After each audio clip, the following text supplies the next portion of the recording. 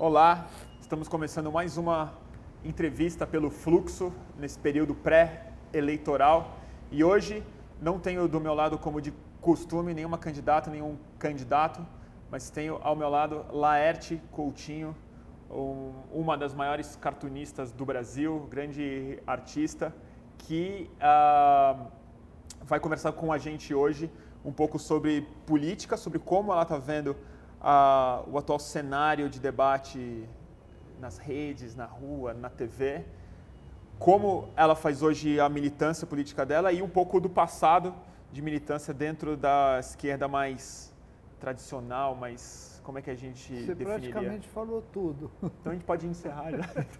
Eu acho que sim, eu não tenho nada a acrescentar. Nada a acrescentar. Eu não vi o debate. Não, ia começar um pouco sobre isso, na verdade, que a gente, Agora, hoje é segunda-feira, dia 1º de setembro, eu acabei de assistir o debate eleitoral promovido pelo SBT e pelo UOL, e uma das questões centrais, não no debate, mas a Marina foi muito perguntada sobre isso, pela Luciana Genro, na verdade, mas assim, de uns anos para cá, você que teve uma história de militância política clássica, acabou, querendo ou não, por querer ou não, se tornando uma voz ativa, militante, que acaba representando muito de uma luta por direitos civis, por igualdade e tal. Eu só queria dizer que essa voz que representa não é uma representação eleita. Uhum. Eu não estou falando em nome de nenhum coletivo que tenha me indicado. Eu não falo nunca em nome deste suposto coletivo, porque não é assim que as coisas são. Uhum. E pelo contrário, rola muita ciumeira, rola muita... umas questiúnculas meio corporativistas que tem rolado, assim, do tipo, mas você é travesti, gay, lésbica ou transexual? Porque você tem que se definir para que o seu discurso represente alguma coisa. Sabe, esse tipo de... eu acho que é um vício, assim, um vício que eu já vi acontecer no passado e estou vendo meio se repetir. Então é um das coisas que, se eu fosse fazer um grande balanço assim, da minha época de militância dos anos 70 e de hoje, eu ia identificar algumas coisas, assim, alguns pontos em comum, que são fatores de desânimo, e outros que são fatores de ânimo, que são coisas que dão um alento, dão um certo entusiasmo. Quer ver pessoas despertando para a possibilidade de ação política, quer ver uma forma de política sendo gestada também, e as pessoas se incorporando a isso. Então tem coisas que animam e coisas que desanimam. A gente vai falar mais sobre isso, sobre esses rótulos e essas definições que acho que se aplicam na esquerda clássica e no movimento LGBT, no ativismo na rua, na cultura, numa série de coisas. Eu queria começar um pouco em função do debate eleitoral de uma questão que ainda está muito viva. Vamos lá. E que foi trazida de volta, na verdade, a partir de um recuo ou de uma errata no programa da Marina Silva. Né? Essa era uma pauta que não estava protagonizando tanto o debate eleitoral. Saiu o programa da Marina Silva, você fez uns comentários muito positivos até em relação Porque era um programa positivo, né? E era um 24 horas depois, menos do que isso, foi anunciado que, na verdade, não era a versão correta do programa. Primeiro, eu queria... E aí, essa causa que você representa, não representando nenhum grupo, foi trazida para o centro do debate eleitoral novamente. Eu queria saber como que você acha que está o estado dessa discussão hoje no debate eleitoral e no país.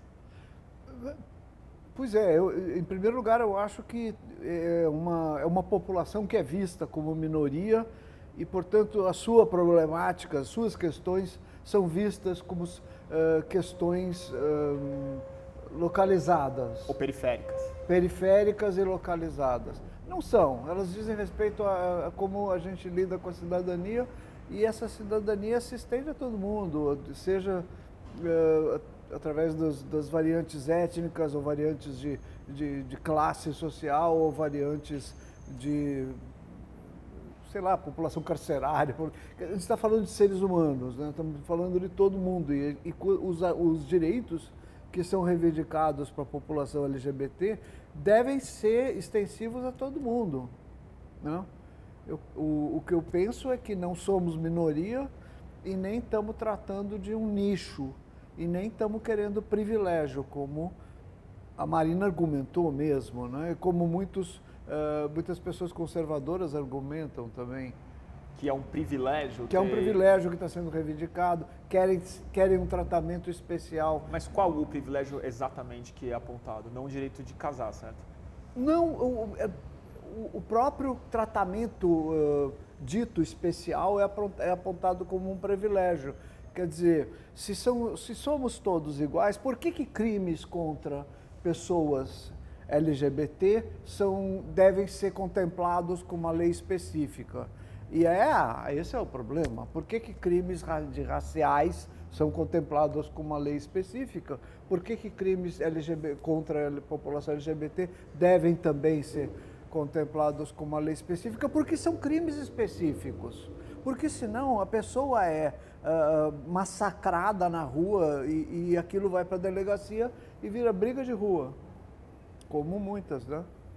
Então é um tipo de não criminalização que serve para encobrir um problema. Nesse sentido é antidemocrático, né? Mas você falou que é tratado como uma questão de nicho, como uma questão periférica, mas me parece que no fundo ela é tratada como um cunho moral, na verdade. Acho que as pessoas não estão tratando, minto, a bancada mais conservadora, ou o voto, ou a liderança a qual os políticos cedem. A avaliação é moral. A avaliação é moral, não é uma avaliação estatística. Não é que é um problema menor, vamos lidar com ele depois. É uma questão de normalidade. A insistência em termos como opção, escolha e tal e tudo, procura deixar essa coisa patente. Inclusive no plano de governo inicial da Dilma. Não sei se ela corrigiu, parece que ia corrigir, mas está lá, opção sexual. E não é a primeira vez que ela falou isso. Quando ela aposentou o chamado kit gay, né, que era o kit anti-homofobia, ela também usou esse tipo de expressão. O governo não vai fazer propaganda de opção sexual. Quer dizer, a planta batata, né? Não é isso. A gente fica gastando latim e latinhas, né? Em busca de um maior esclarecimento e não acontece. A pessoa chega e repete um chavão, um estereótipo de ignorância, assim. Pô, tem muito respeito pela Dilma e pelo governo do PT e tal e tudo, mas, sabe, abre o olho, né, gente? Abre a cabeça, pensa... Eu queria falar um pouco sobre isso, na verdade. Como que esse recuo da Marina, no fundo, igualou a plataforma a que se tornou um pouco o padrão. Se tornou o nosso chão e o nosso teto para uma política pública majoritária. O povo do PSB, da área, a seção LGBT do PSB, elaborou um programa ótimo. Eles são muito ativos e são muito... competentes, assim, e elaboraram esse programa, que era o responsável por um momento de brilho no plano de governo da Marina. E... o que a gente está falando? Sobre como o que ele se tornou, na verdade, é o padrão, é muito parecido ou idêntico com o que há no governo Dilma. Sim, pois é. E depois do recuo da Marina, veio a argumentação, tentando botar um pouco de ordem no tumulto, dizendo que mesmo assim ele ainda era um plano progressista e que contemplava. Não contempla, porque essas coisas têm que ser vistas do ponto de vista relativo. Em relação ao que tinha sido proposto, é um recuo tão grande que... Então, eu queria que você falasse um pouco sobre os pontos centrais desse recuo que muita gente ainda não entende. Tem a questão da Lei João Nery, certo? Lei João Nery é uma proposta do Jean Willis leva o nome de João Nery, porque João Nery, meu amigo e companheiro João Nery, foi o primeiro transexual do Brasil. E é uma lei, é um projeto de lei que se inspira na lei argentina, que é considerada uma das mais avançadas do mundo, se não a mais avançada do mundo. Explica um pouco. Ela propõe a liberdade de identidade de gênero. A pessoa pode adotar o gênero reivindicar o nome e o gênero que lhe parece mais adequado, sem precisar fazer modificação genital. Entendeu? Que hoje em dia é condicionado a uma alteração genital. Exatamente. A compreensão de gênero que passa pela lei, não só brasileira, em muitos países, né? Põe um peso muito grande nessa questão genital. Tem pinto é homem, tem buceta é mulher, e é disso que estamos falando.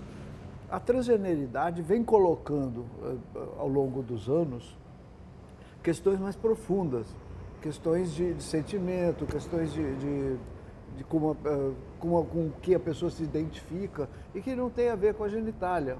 Existem muitos homens que não têm pênis e muitas mulheres que têm, e vice-versa. O fato é que a pessoa tem o gênero que sente ter, porque gênero é uma questão cultural, ao contrário do sexo biológico. Então, essas questões são novas e elas esbarram em compreensões muito antigas e muito tradicionais e que são defendidas pelo conservadorismo com unhas e dentes. Agora, isso vem rolando pela humanidade afora de diferentes formas. Na Argentina, devido ao contexto de lá e devido à história que rolou lá, eles conseguiram estabelecer uma lei de identidade de gênero muito avançada. As pessoas lá, a pessoa transgênero na Argentina tem todo o apoio institucional e social para viver o seu gênero de forma absolutamente livre. Isso coloca um monte de mudanças. Para começar, banheiros. Não tem mais banheiro. Não faz mais sentido o banheiro masculino e feminino. Como não faz mais sentido certas distinções. Como não faz mais sentido certas posições de expectativa cultural em relação à diferenciação de gênero, que estão em vigor no Brasil e em uma boa parte do mundo. Agora, isso vem caindo. No Uruguai também vem caindo, em Portugal, na França, na Alemanha. Muitos lugares vêm compreendendo as questões de gênero de formas bem mais avançadas. No Brasil ainda estamos longe disso, mas a Lei João Nery, que foi proposta pelo Jean Willis, é o projeto mais consistente. Avançado, mais consistente. E por ele estamos batalhando, né, pela aprovação do projeto João Nery, que vai acabar um pouco também com essa coisa do nome social. A briga por nome social é uma espécie de paliativo, né, que é importante. Outro dia o João Nery estava falando justamente sobre a necessidade legal de ter uma avaliação psiquiátrica antes de fazer a mudança de gênero numa identidade. A coisa como está hoje, você tem que ter uma avaliação psiquiátrica, uma avaliação médica, um monte de avaliações. Ainda é uma visão patológica um pouco do problema. É como se você tivesse uma condição, né, e não patológica. Para poder usufruir do direito de fazer uma intervenção cirúrgica no seu corpo. Enfim, o que a Lei de Identidade de Gênero do Jean Willis está propondo é que esses passos, essa patologização toda seja deixada de lado. Extinta, entendi. E que a gente parta... E como você recebeu esse recuo, essa errata? Não, mas tem outra coisa, por exemplo, outros recuos dizem respeito à criminalização da homofobia, que é o PL 122. E, aliás, parece que essa foi a tecla mais forte onde o Malafaia bateu, né? Ele babava em cima desse ponto. Querem botar pastor na cadeia, tal, não sei o quê. Mas eu queria falar um pouco sobre a questão do Malafaia, que eu acho importante. barulhão lá fora. Bom, desvantagem de estar no centro de São Paulo é os ônibus. Pega aqui no... São ônibus? São ônibus. Achei que eram dragões. Mas fala do Malafaia. Falando em dragões, né? Porque é o seguinte, a campanha da Marina, e eu entrei em contato com eles negam veementemente que teve qualquer coisa a ver com o Malafaia. Eles dizem que, assim, eles nem viram os tweets do Malafaia. Eles não viram. O Brasil inteiro, menos eles viram. Mas que tivessem visto, a questão o Malafaia não entrou nessa conta de forma alguma, que seria uma errata em relação... O que eu me preocupo em relação a trazer o Malafaia para o baile tão fácil assim? É que não é fazer o jogo do Malafaia, ele não vive exatamente de ser colocado como o cara que pauta a reação anti-ditadura gay no Brasil, porque eu tenho a impressão que quando você joga a responsabilidade do recuo da Marina no Malafaia, você empodera tanto o Malafaia, quando na verdade essa era uma posição que a Marina de fato tinha antes.